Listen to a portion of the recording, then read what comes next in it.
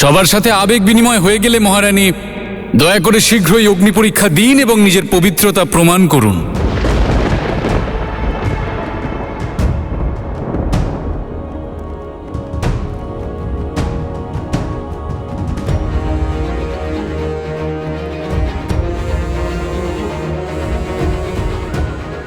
কোন অগ্নি পরীক্ষা চান আপনি ভদ্রা? স্পষ্ট করে বলুন, কারণ নারীদের পরীক্ষা তাদের জন্ম থেকেই শুরু হয়ে যায়। তাদের কন্যা হয়েও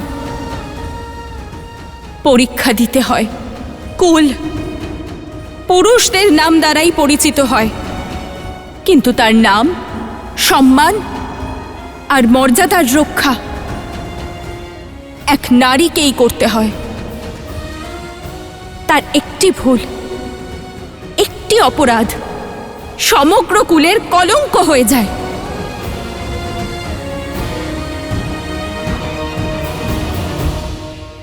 স্ত্রী হয়ে আবার অগ্নি পরীক্ষা দিতে হয়, নিজের অস্তিত্ব ভুলে গিয়ে স্বামীর অস্তিত্বকে গ্রহণ করতে হয়।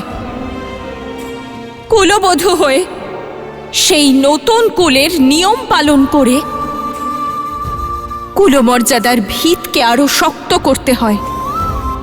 মাতা হওয়ার পরেও পরীক্ষা সমাপ্ত হয় না।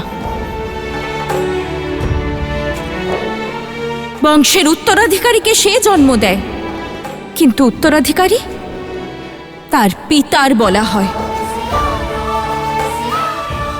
সংস্কার মা দেয়, কিন্তু অধিকারের রক্ষা সে পিতৃকুলের করে। কিন্তু কেন প্রত্যেকবার পরীক্ষা দেওয়ার এই শাস্তি, পবিত্রতা প্রমাণ করার এই কর্তব্যরূপী হলাহল নারীদেরই পান করতে হয়? এই সব কিছু এক নারীরই দায়িত্ব কেন?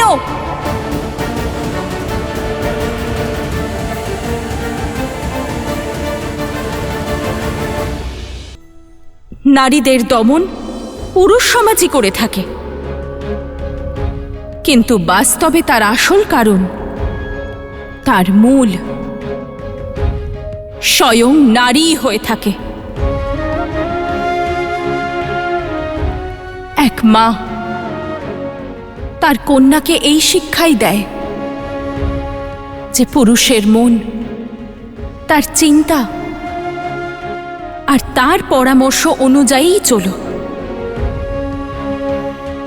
একজন শাশুড়ি তার বৌমাকে এই উদ্দেশ্যই শিখিয়ে দেন যে নিজের স্বামীর অস্তিত্বের বিকাশের জন্য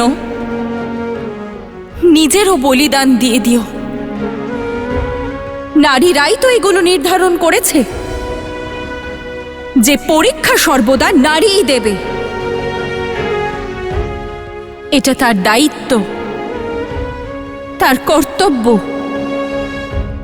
রঘুবংশ আজ পর্যন্ত নারীদের সম্মানের কথা ভেবেছে।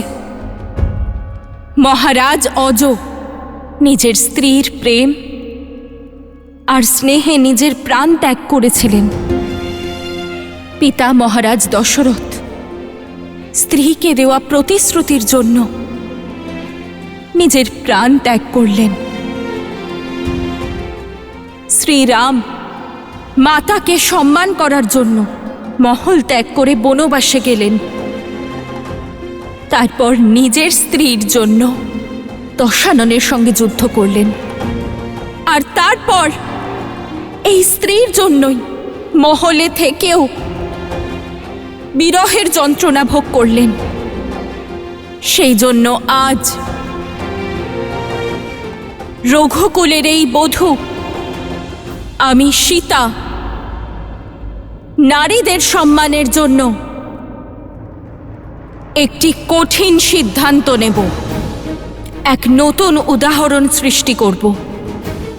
আজ অগ্নি পরীক্ষার এই অন্তিম দংশন সহ্য করে আমি অত্যন্ত সুখের সঙ্গে চিরকালের জন্য ওই সিংহাসনে বসতে পারব। নিজের উপর, নিজের পুত্রদের উপর আসা প্রত্যেক কলঙ্ককে মুছে দিতে পারব, কিন্তু আমি তা করব না। আমি এই অগ্নি পরীক্ষা স্বীকার করি না।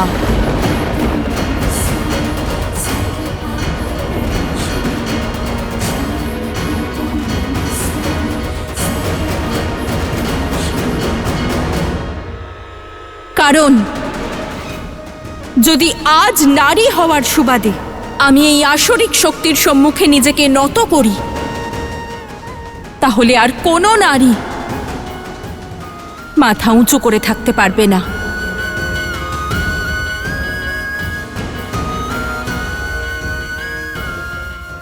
আজ যদি আমি এই অগ্নি পরীক্ষা দিই, তাহলে এই সংসারের প্রতিটি নারীকে আমি দুর্বল করে দেব। আজ যদি এই অগ্নি পরীক্ষা দিতে সম্মত হই, তাহলে আমি সেই অগ্নি প্রজ্বলন করব যাতে নারীদের মান, সম্মান, ব্যক্তিত্ব আর অস্তিত্বের আহুতি দেওয়া হবে।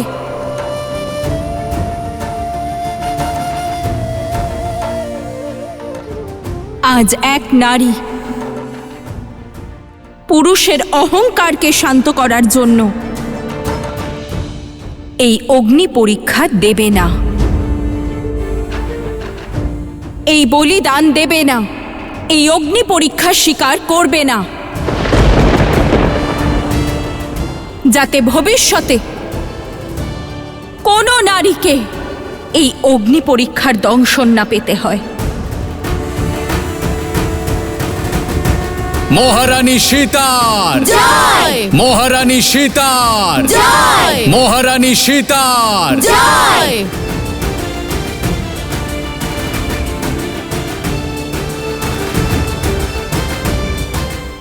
আজ যে সিদ্ধান্ত আমি নিয়েছি, তা না এক মহারানী হিসেবে নিয়েছি, না স্ত্রী,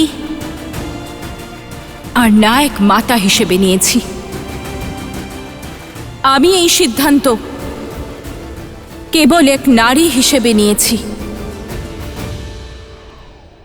আমি সীতা,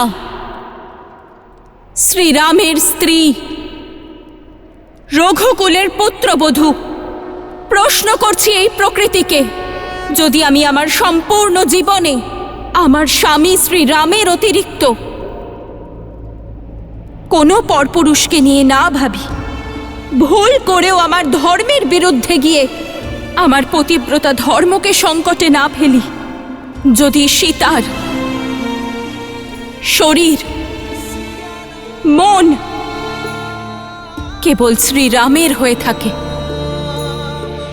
তাহলে হে মা ধরিত্রী, আমাকে এখনই এই মুহূর্তে আপনার ক্রোড়ে সমাহিত করুন।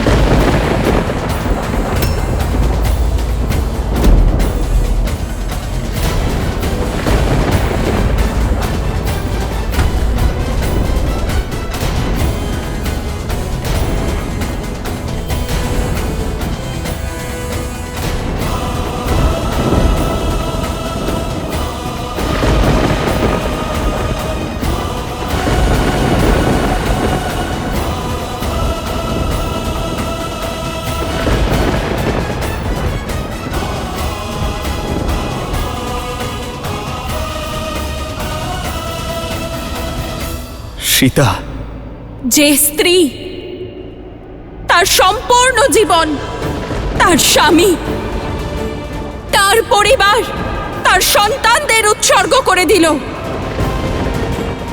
নিজেকে নয়, নিজের পরিবারকে, আপনজনদের উৎসর্গ করে দিল, আজ তার চরিত্রে প্রশ্ন উঠেছে। সমাজ তার পতিব্রতা ধর্মের পরীক্ষা নিতে চায়, তাহলে থাকতে চাই না আমি এমন সমাজ, এমন সংসারে।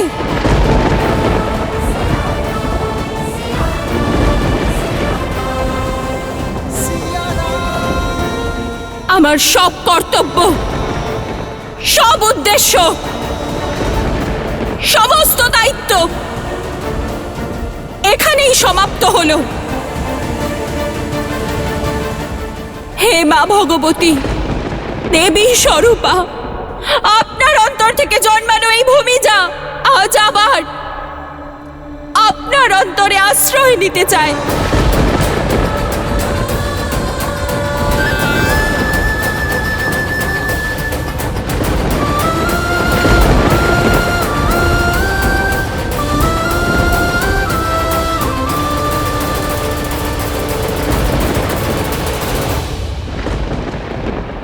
এ কেমন অনর্থ মহাদেব?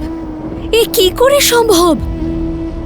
সীতারামকে আবার বিচ্ছেদ সহ্য করতে হবে? সীতারাম এই ধরিত্রীতে সাক্ষাৎ লক্ষ্মী আর নারায়ণের অবতার। যেভাবে এই পৃথিবী লোকে মিলিত হওয়ার জন্য বৈকুণ্ঠ লোকে এই দুজনকে পরস্পরের থেকে পৃথক হতে হয়েছিল, ঠিক সেভাবে আগামী দিনের মিলনকে আলিঙ্গন করার জন্য এই দুজনকে পুনরায় একে অপরের থেকে পৃথক হতে হবে, বিরহ ব্যথা সহ্য করতে হবে। নিয়তির এই খেলার সামনে নতমস্তক হতে হবে। অর্থাৎ শ্রীরাম অনিচ্ছা সত্ত্বেও বিনা বাধায় সীতার সঙ্গে নিজের এই বিচ্ছেদকে মেনে নেবে, আটকানোর প্রয়াসও করবে না।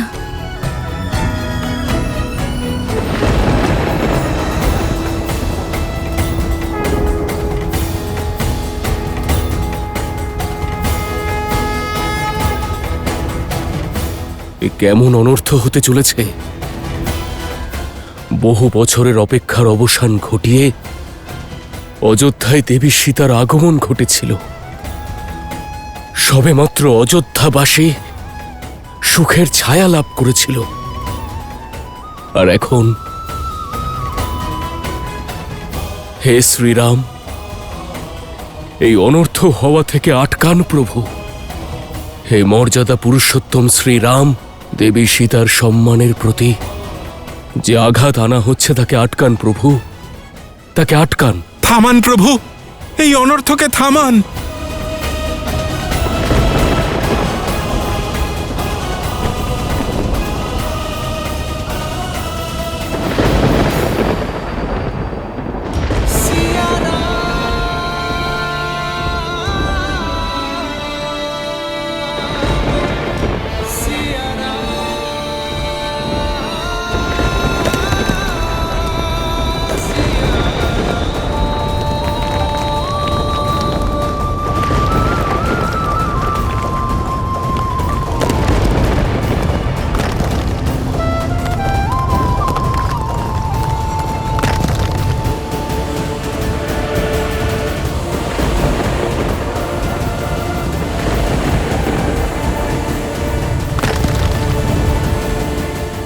না সীতা,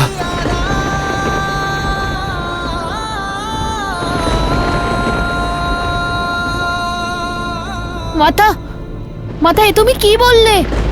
তুমি তোমার কথা ফিরিয়ে নাও। মাতা, প্রজাদের প্রশ্নের শাস্তি তুমি আমাদের দিতে পারো না। তুমি আমাদের ছেড়ে যেতে পারো না মাতা। তোমাকে ছাড়া কি করে থাকবো মাতা?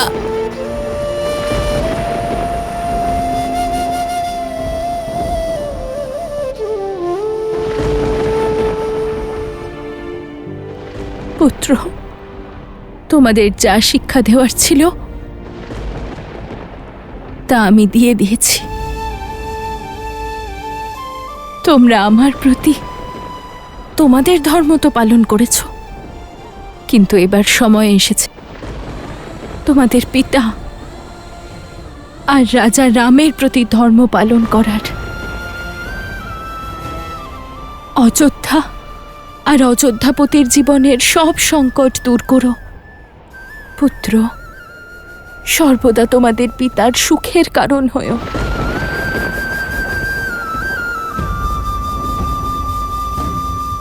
দুঃখের নয়। মাতা, আমাদের না অযোধ্যা চাই, না অযোধ্যাপতি।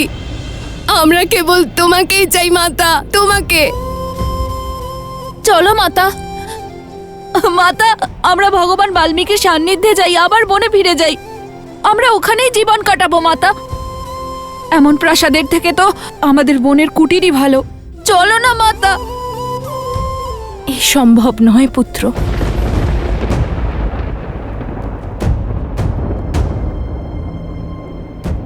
আর জীবনের সার তো এটাই যে যতই কষ্ট হোক কর্তব্যকে ত্যাগ করা যায় না। না আমি করেছি, না তোমাদের পিতা করেছেন, না রঘুকুল করেছে, আর না তোমরা করবে।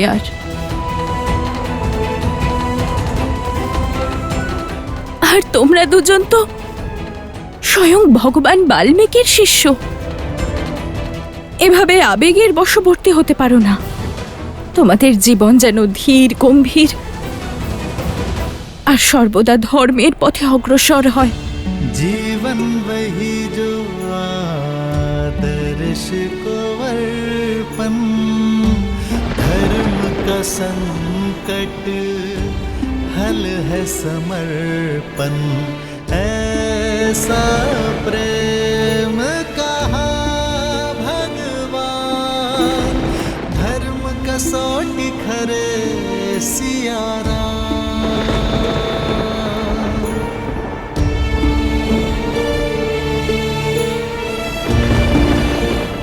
যাওয়ার পূর্বে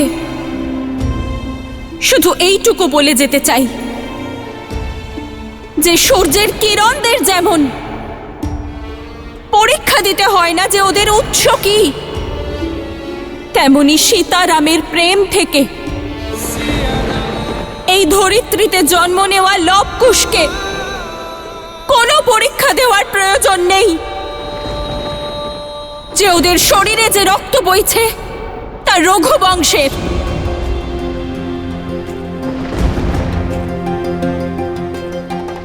আমি জানি শ্রীরাম, আপনার আমার উপর বিন্দু মাত্র সন্দেহ নেই। আমার পুত্রদের শৌর্য আর সংস্কারে স্বয়ং শ্রীরামকে দেখতে পাওয়া যায়। কিন্তু এই উত্তর তাদের জন্য যারা এইখানে দাঁড়িয়ে আমার উপর, আমার চরিত্রের উপর, আমার পুত্রদের অস্তিত্বের উপর আর রঘুবংশের রক্তের উপর প্রশ্ন তুলেছে।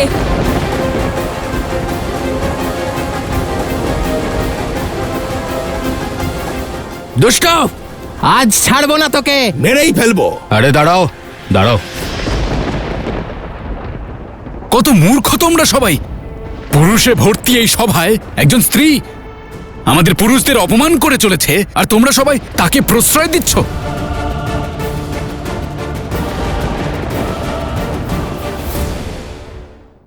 তোমার নিজেকে শাস্তি দেওয়ার কোনো প্রয়োজন নেই, আর এই অগ্নি পরীক্ষারও কোনো প্রয়োজন নেই। আমি তোমার কাছে অনুরোধ করছি, তোমার সামনে হাত জোড় করছি বৌঠান, এই সিদ্ধান্ত ত্যাগ করো।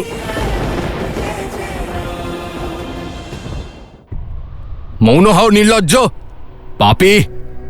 আজ তোমার জন্য আমাদের মহারানী আজ আমাদের ছেড়ে চলে যেতে চাইছেন। তোমার কারণে আজ অযোধ্যা দুঃখের মেঘে ঢেকে গেছে, আর তুমি এখনো আমাদের মনে বিষ ঢেলে যাচ্ছ। বিষধর সর্প যদি ঘাতক হয়ে ওঠে তবে তাকে বধ করে দেওয়াই শ্রেয়। তোমাদের মতো বিষধরদের ফনাও আজকে কেটে ফেলবে এই অযোধ্যা। ও কি কি বলছে? কি কেউ বোঝাও ওকে। আরে বোঝানোর দরকার তো তোমাকে। আমাদের মতিভ্রষ্ট তুমিই করেছিলে, কিন্তু এখন আমাদের বুদ্ধি ফিরে এসেছে। মাতা সীতা পবিত্রতার জীবন্ত প্রতিমূর্তি। দেখতে পেলে না তুমি ওনার এক আহ্বানে ধরিত্রী বিভক্ত হলো? আরে শুনতে পেলে না তুমি ওনার একটি ডাকে ভূমি খণ্ডিত হলো? আরে এই সমস্ত কিছু নাটক, এসব মায়া, ছলনা। ছলনা তুমি করছো। হ্যাঁ, তুমি করছো। সীতা দেবী সতীত্বের আর এক নাম। ওনার মতো পবিত্র নারী আর কেউ নেই। তোমার কারণে আমাদের মনে সংশয় এসেছে, আমরা ওনার পবিত্রতার উপর প্রশ্ন তুলেছি। ছি!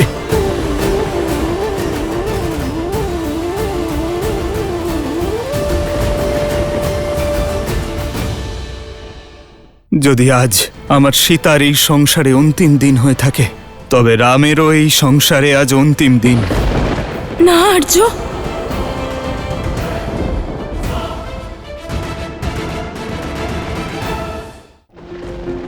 দেখো বৌঠান, অযোধ্যার প্রজারা আসরিক ভাবনার ওই বীজ আসরিক চিন্তার ওই আধারকেই নষ্ট করে দিয়েছে।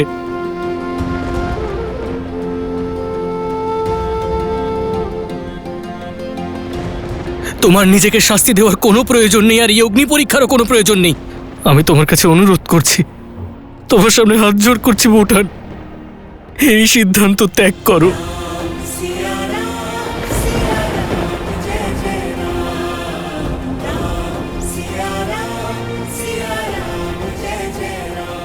ত্যাগ করো এই সিদ্ধান্ত। সীতা অপবিত্র মানে অপবিত্র। এই মহান হওয়ার নাটক করবেন না আপনি।